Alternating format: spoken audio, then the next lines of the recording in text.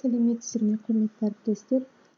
Бүгін сіздермен қарапайым презентациядан видео сабақты жасайтын боламыз. Яғни айтқанда, осы презентацияның артында дауысты жазамыз және де белгілі бір қолмен жазылған әртүрлі жазбаларды қалдырамыз. Мысалы, мен бұл жерде өз сабағымды алдым, сол сияқты сіздер де өздеріңізге керекті сабақтарыңызды алып жасасаңыздар болады. Енді соған кірісейік. Ең бірінші бізге керек жоғары қатарда мәзір қатарының слайд-шоу міне кіріп отырғанымыз. Слайд-шоудың ішінде запись слайд-шоу дегенді батырманы басамыз. Басқаннан кейін бізде осындай функция пайда болады. С текущий слайды деп отырғанымыз, яғни белгілі бір қай слайд керек, сол слайдтан бастаймыз, а сначала деген басынан бастаймыз. Яғни өзімізге қажетті функцияны таңдап, одан кейін осындай терезе ашылғаннан кейін осы терезеден екі функцияны қалдырып, начать запись дегенді басамыз бірден. Міне сол жақ жоғары қатарымызда бізде міне уақыттар көрсетіліп тұр. Яғни міне осы жерден біз басталып айта берсек болады. Түстер палитрасы міне. Одан кейін келесі слайдымызға өтіп,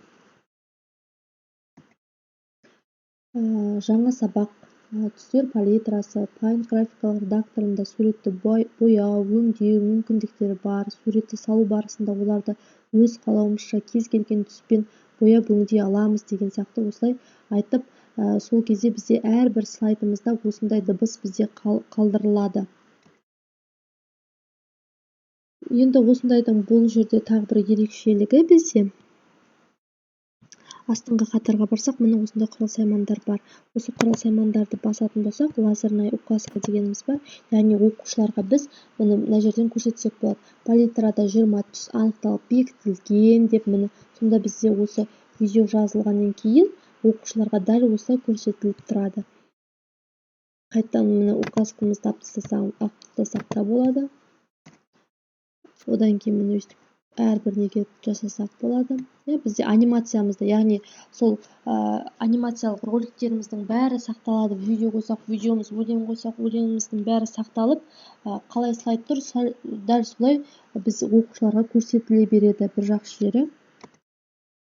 Міне осындай сәйкестендіру болатын болса, міне дәл осы құрал-саймандар қатарынан міне перо дегенді алып алсақ, міне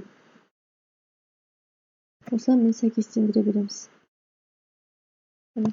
Немесе осы перомен бірге кез келген осы белгілі бір формула, математикадан, физикадан мысалы формулалар жазатын болсақ, немесе анықтамалар жазатын болсақ, осыны пайдаланып жаза берсек болады. Осы яғни бор есебінде де пайдалана берсек болады. Қайтан, яғни оның түсінде өзгерте берсек болады. Астыңғы қатарында уже түстер тұрады. Ластикпен егер қажет емес қате жерлерімізді өшірсек те болады.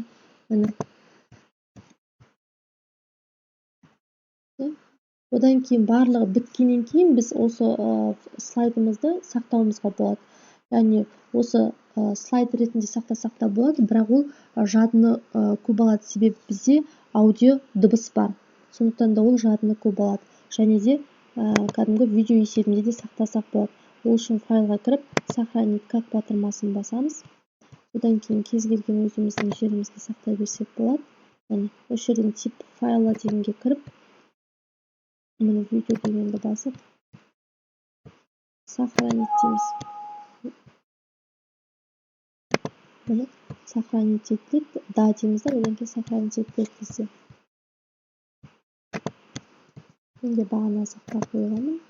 Сондықтан сіздерге көрсетейін. Міне видео ретінде сақталғаны.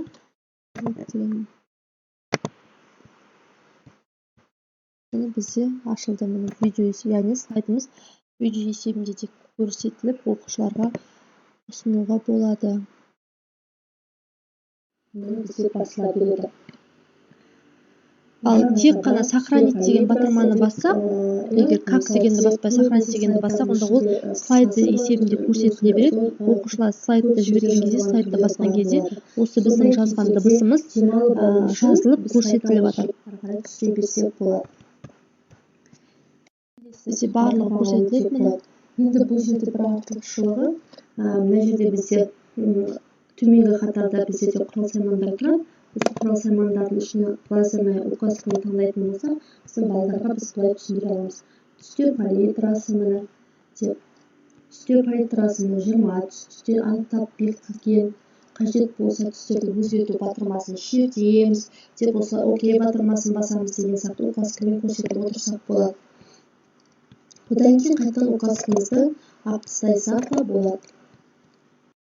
Келесі батырмада міне осылай әрбір неде жазылып жатқан дыбыстарымыз жазылып, әрбір слайдта міне осылай жасасақ болады. Немесе осындай сәйкестендіру керек болатын болса, мысалы оқушыларға осы жерде мысалы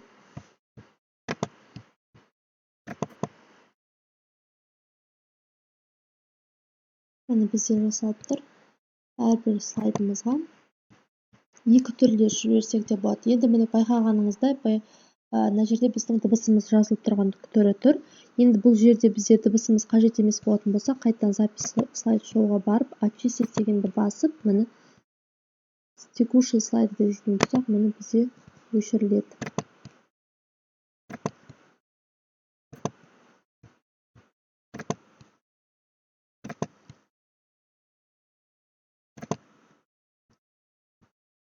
Бізде міне өшіріледі.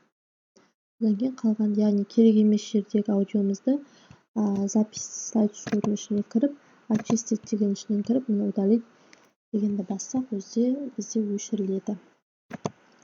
Назар аударып тыңдағандарыңызға рахмет. Қажеттеріңізге жарайды деген ойдамын.